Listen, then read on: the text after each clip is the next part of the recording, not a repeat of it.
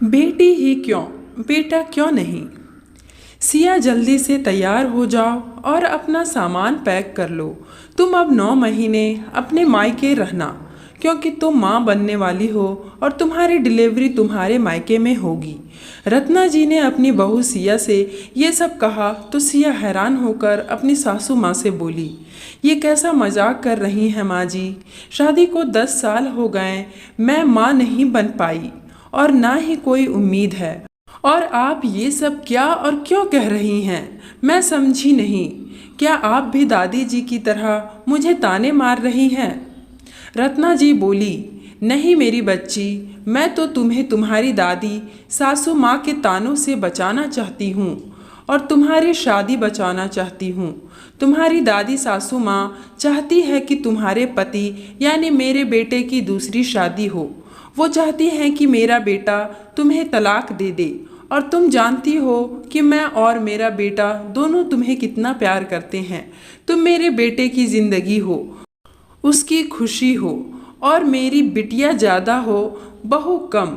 और माँ जी तुम्हें बच्चा गोद भी नहीं लेने देगी, क्योंकि मैंने कई बार उनसे पूछा और उन्होंने मना कर दिया। अब तो बस यही करना होगा। मैंने देव से भी पूछ लिया है। सिया बोली, लेकिन मुझे कुछ समझ नहीं आ रहा माँ जी। रत्ना जी बोली, तुम्हारा मायका शिलांग में है, तुम वहाँ जाओ और वहीं रहना। दिल्ली से शिलांग बहुत दूर है और रिश्तेदारों से भी बहुत दूर, किसी को कानो कान खबर नहीं होगी। और वहाँ एक बाल आश्रम में मैंने बात कर ली है, वो 8 महीने बाद तुम्हें नवजात शिशु दे देंगे, किसी को कुछ पता नहीं चलेगा। और तुम कन्या के जन्म की खुशखबरी हमें देना, हम सब वहाँ आएंगे और ढोल बाजे के साथ तुम्हें ले जाएंगे। सबकी नज़रों में तुम माँ बन जाओगी, घर में खुशियों की बहार आ जाएगी और तुम दादी सासू माँ के तानों से बच जाएगी। क्योंकि अब तक तो मुझे उम्मीद थी, लेकिन अब मैं और देर नहीं करना चाहती। भगवान की जैसी मर्जी, सिया बोली।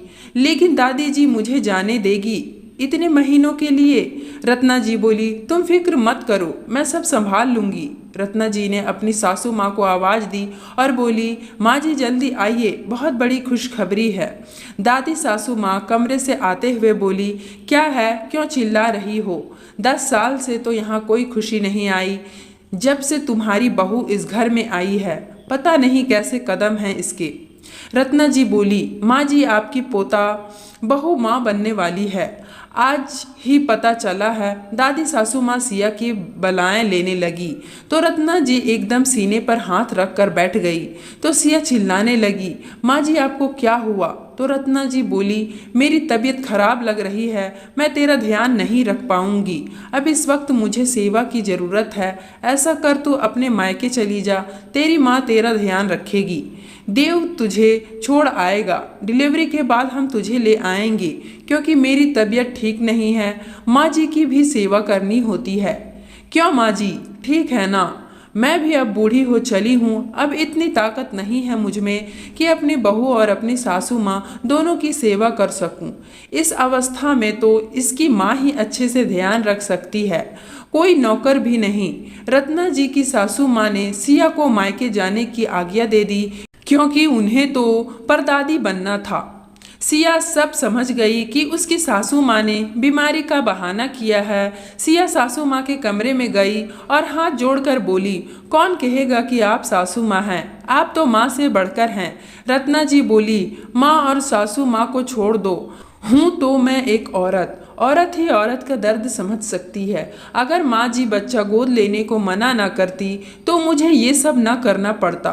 तुम तैयार हो जाओ, मुझे अपने घर की नन्ही लक्ष्मी का इंतजार रहेगा और तैयारी भी करनी है उसके स्वागत की।